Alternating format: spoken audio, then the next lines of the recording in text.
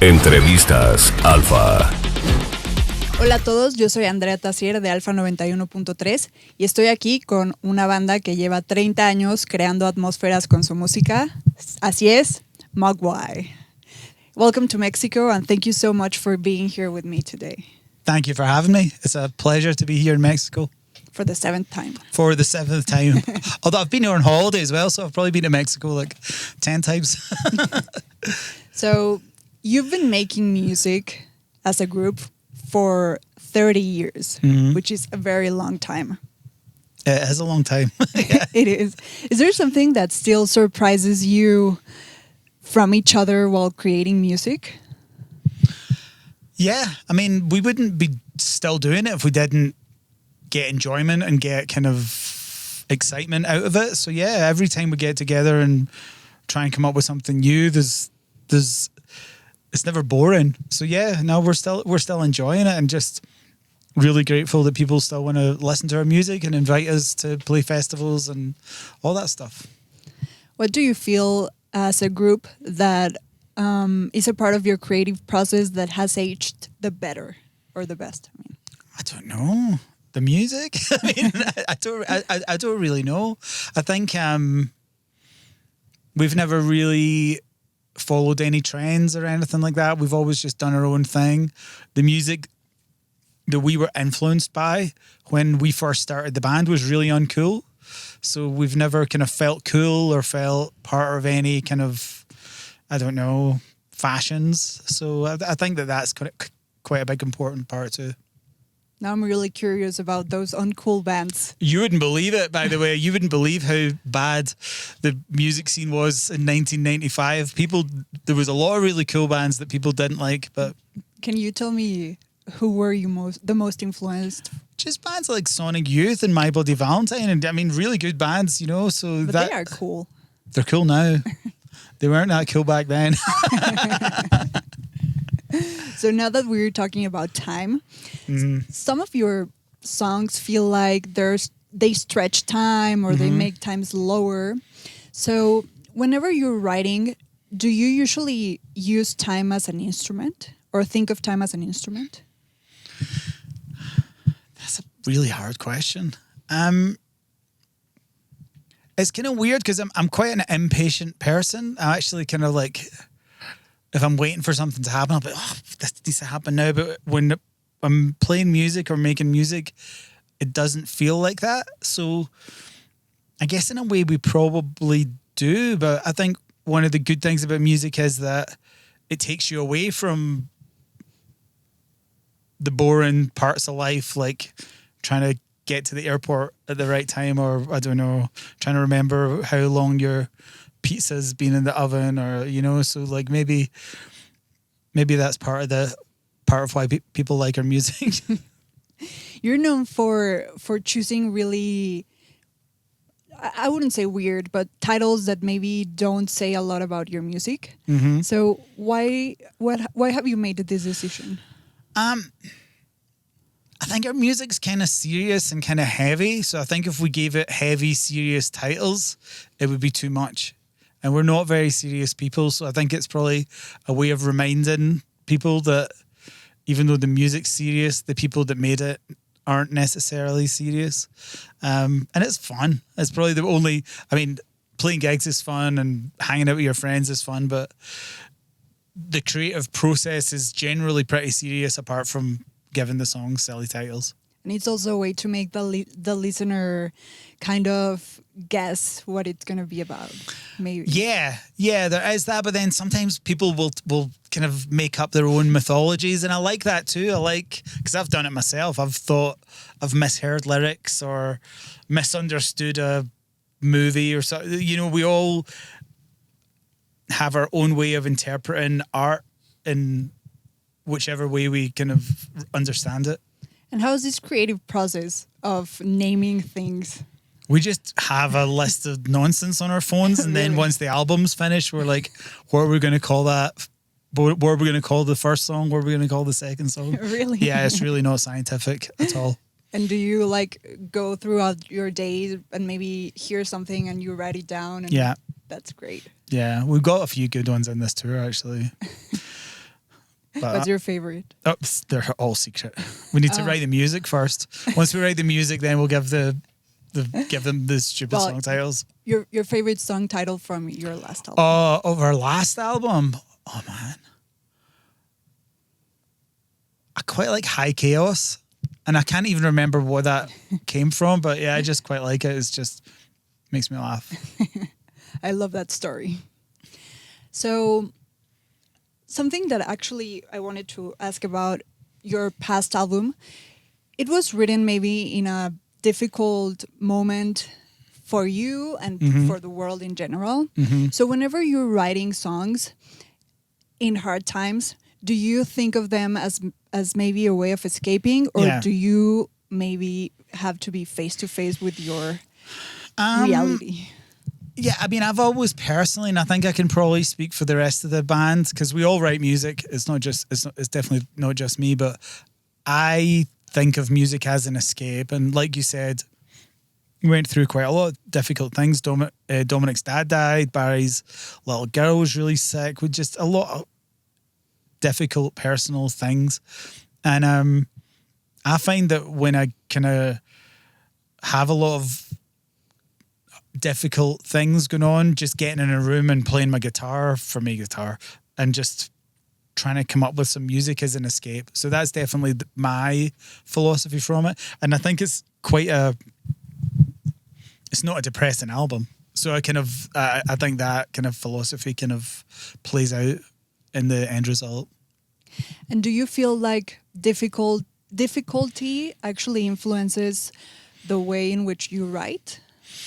I don't know. Or maybe just I hope not, because I don't want any more difficulty. I want easiness. Maybe not influence, that wasn't the word, but changes the way in which you write. I don't know. I mean, I remember the album before we made it during the pandemic, and we definitely spent way more time writing because we weren't allowed to leave the house. So, yeah, I think circumstances definitely do affect the way that you create things. I know that you've written songs for film scores. Mm-hmm.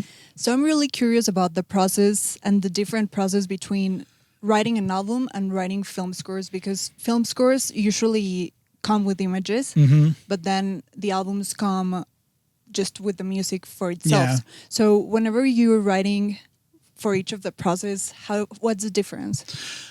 I mean, when you're doing a film or TV score, you're part of a bigger organization.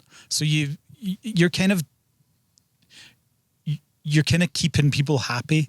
So it's a pretty different process. They're telling you what they want a certain scene to sound like. Like, they'll give you references, usually our own music. So we're kind of trying to reimagine something that we've done years ago or something. But yeah, it's very different, but it's collaborative. So you get to meet different people as well. So we do enjoy it. That's great. Your live shows really create amazing atmospheres and they change the tone. So I'm really curious on how does the song change, or what makes the song different from the studio to the live show? What changes? I mean, I think they evolve. I think they evolve over time. Like, we've got like some really old songs that we still play that sound very different to me than when we first wrote them. Also, just as musicians, you kind of develop over the years, or in some cases get worse.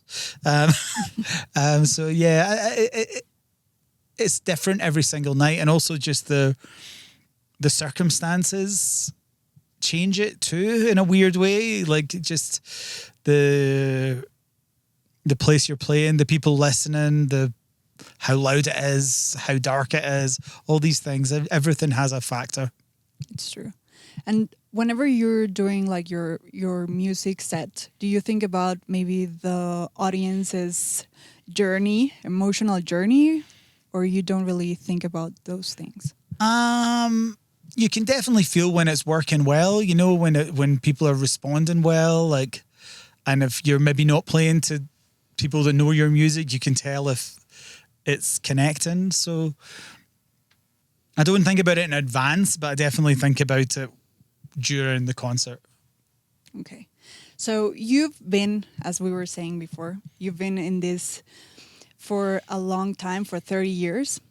So you've had time to experiment with a lot of sounds and things.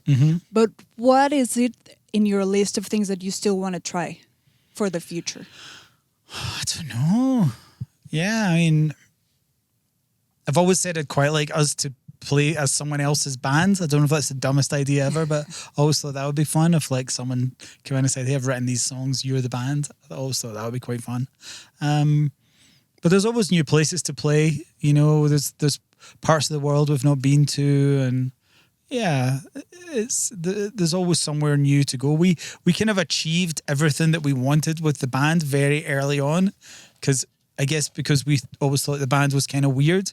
We never expected to be like coming to Mexico to play to tens of thousands of people. Like, I mean, that still amazes me, even though we've done it a bunch of times, you know, so everything else is kind of a surprise and a bonus. Also part of everything is this freedom that you have. Yeah, we're not.